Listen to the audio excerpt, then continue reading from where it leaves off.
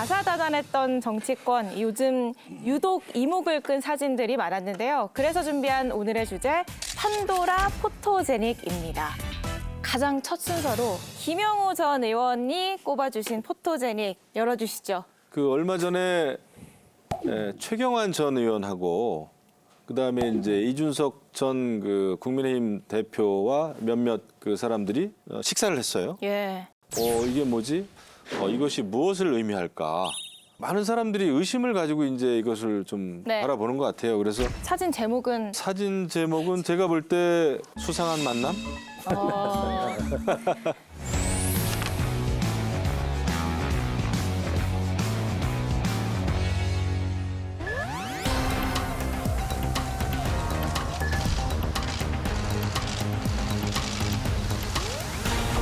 최경환 부총리 같은 경우는 MB 때도 장관을 하셨고, 그렇죠. 뭐 박근혜 정권 때 부총리 하시면서 또 당의 어른으로서 젊은 정치인들에게 예. 좀 어떤 조언이라고 할까요? 이런 목소리를 좀 들려주고 싶으셔가지고 자리를 마련하신 것 같습니다.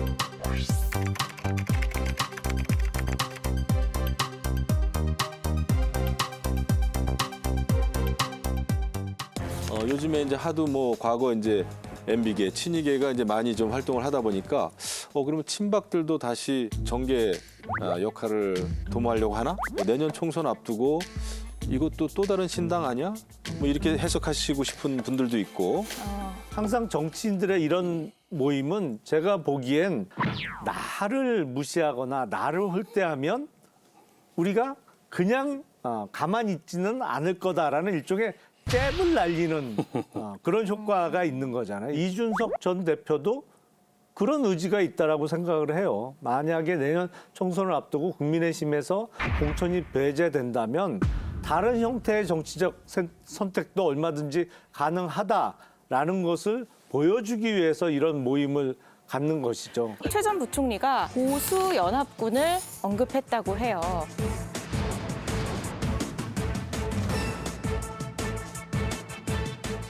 나경원, 안철수, 유승민, 이준석 또 최경환까지 전부 연합을 해야 된다. 프랭카드는 보수 대연합인데 제목은 저항적 연합이에요. 윤석열 대통령. 다음 총선에서요. 유승민, 이준석 두 전 대표는요. 절대로 공천 못 받아요. 그런데 이들을 포함해서 보수 대연합 하자는 거는 윤 대통령이나 국민의힘이 지금 받을 수 없는 얘기거든요. 그렇게까지 심오하게 안 보고요. 그냥 여차하면은 내가 TK에서 스크럼 짤 수도 있어. 이를테면 이제 친박연대죠. 그러나 이제 최경환 부총리가 본인은 몰라도 이런 뭐 유영하 변호사나 네. 또 우병우 전 수석이나 안종범 수석이나 이런 분들하고 스크럼 짜가지고 실제 무슨 친박 무소속 연대 같은 걸 할지 가봐야 알죠, 그거는. 다 당선될 수 있다 보세요? 아니요. 저는 뭐 최경환 부총리 정도는 모르겠고 나머지 분들은 다 불투명하다고 보고 유영하 변호사 지난번에 대구시장 선거 때 박 대통령이 그렇게 노골적으로 밀어주기까지도 했는데 후원회장을 하셨죠. 상대가 안 됐잖아요. 3등 했어요. 그때 당내 경선에서. 여권이 승리하기 위해서 포용력을 가지고 최대 연합을 만들어야 된다. 이 말씀이 원론적으로 맞는데 예. 그 용산의 기조하고는 좀 다른 것 같아요. 이미 뭐 이준석, 유승민, 나경원, 안철수 다 한 번씩 이렇게 눌러놨던 분들 아닙니까? 이분들을 이제 와가지고 다시 끌어안을 가능성은 저는 없다고 보고 총선을 위해서라도? 그럴지 않을 것 같아요. 그렇게 나약하신 분이 아니에요. 우리 대통령께서는. 예.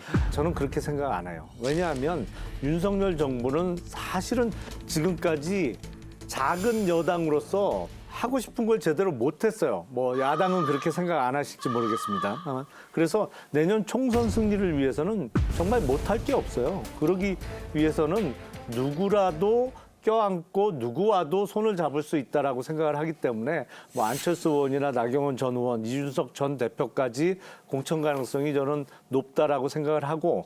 근데 이것을 우리가 잘못해가지고 여러 세력들한테 뭐 공천을 나눠줘야 이긴다 이런 측면은 저는 아니라고 봐요. 그렇게 봤을 때 국민들은 새롭지가 않잖아요.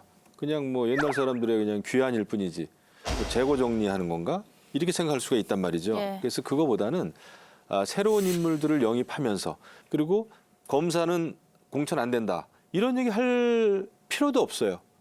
아니 그러면 능력 있는 검사는 앞으로 정치 못합니까? 능력 있는 검사가 됐든 판사가 됐든 의사가 됐든 아니면 뭐 근로자가 됐든 저는 그 능력 있는 분들은 전선에 내보내야 된다고 봐요. 또 한동훈 법무부 장관? 내보내면 좋죠. 하지만 무슨 뭐 강남 서초 이런 데 나가면 안 된다고 봅니다. 그럼 어디 나가요? 감동이 없잖아요.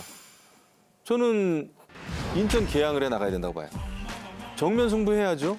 개항 가서 이재명 대표와 싸워라? 그럼요. 싸워서 이겨야죠. 개항 같은 경우에는 민주당이 지난 20년 넘게 한 번도 국회의원을 놓치지 않고 국민의힘이 한 번도 당선이 안 됐던 데인데 이재명 대표도 거기가 100% 안전한 지역이기 때문에 거기 가서 그 무리수를 두고 출마해가지고 당선된 거 아니겠어요? 근데 거기에 한동훈 장관을 나가라는 거는 한동훈을 보내야 되겠다. 이렇게밖에 저는 보이지. 아니 지난번에 지난 총선에서 우리 후보가 굉장히 선전했어요. 이길 수 있을 것 같은데요. 가서 싸워서 어려운 곳에서 이겨 돌아와야 된다. 그러면은 영웅되는 거죠. 그러니까 소설을 쓸 수 보내려고 하시는 것 있는데 같은 느낌이 들어서. 상상은 할 수 있는데 저는 현실적으로 불가능한 얘기라고 봐요. 우선 뭐 강남이든 뭐 인천 계양이든 마포울이든 한동훈 장관이 출마할 생각이 없을 거예요. 우선 윤 대통령이 오케이를 해야 되는데 오케이 할 것인가. 그다음에 두 번째로 한동훈 장관 스스로가 굳이 험한 길 갈 필요가 없다고 저는 생각할 가능성이 있기 때문에 한동훈 장관 지역구가 어디냐 이 문제는 괜한 얘기라고 봐요. 한동훈 장관이 만약에 계양을에 출마를 해서 이재명 대표와 붙는다 그러면 지금까지 한동훈 장관이 법무부 장관으로서 했던 이야기, 행동이 다 정치적인 의도로 해석될 수밖에 없는 거예요. 그래서 적어도 야당 대표와 1대1 대결을 벌이는 구도는 바람직스럽지 않다. 아니 뭐 검찰총장도 김용호 대통령 의원님이 됐는데 갑자기 걱정이 돼요. 오늘 한동훈 장관을 계양을로 가라 그래가지고 걱정은 내년 총선입니다. 내년 총선에서 국민의힘이 지면은 이제는 야당 탓할 수가 없잖아요. 예. 국정 발목 잡는 야당 탓할 수가 없잖아요. 이제 우리가 이제 모든 그 책임을 떠안아야 되는 상황인데 저는 그게 이제 두렵다는 얘기죠.